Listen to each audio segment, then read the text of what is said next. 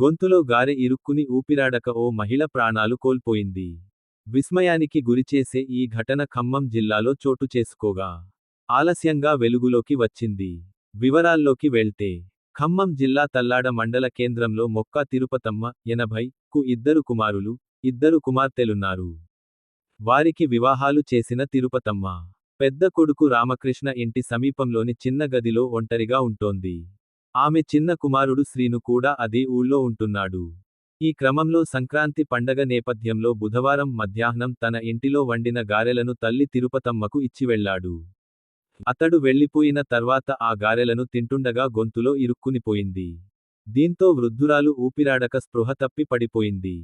కొద్దిసేపటి తర్వాత పెద్ద కుమారుడు కుటుంబ సభ్యులు దీనిని గమనించి అచేతనంగా పడి ఉన్న ఆమెను ఆసుపత్రికి తరలించారు. అయితే ఆమె అప్పటికే చనిపోయినట్టు వైద్యులు నిర్ధారించారు. దీనిపై కుమార్తె ఫిర్యాదు చేయడంతో పోలీసులు కేసు నమోదు చేశారు.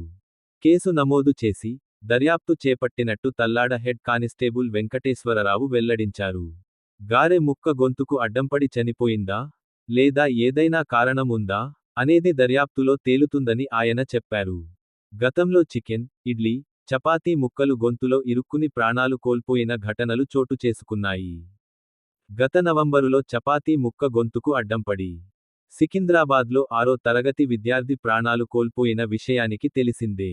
అలాగే అక్టోబర్ నెలాఖరులో నాగర్ కర్నూలు జిల్లా కల్వకుర్తిలో దోసె గొంతులో ఇరుక్కుని ఓ వ్యక్తి మృతి చెందాడు.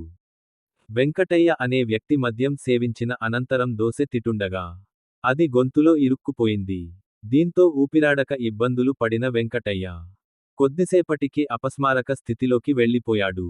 ఏ ఆహారమైనా సరే తినే సమయంలో జాగ్రత్తలు తీసుకోవాలని వైద్యులు చెప్తున్నారు. గొంతులో ఇరుక్కుంటే ప్రమాదకర పరిస్థితులు తలెత్తుతాయని హెచ్చరిస్తున్నారు.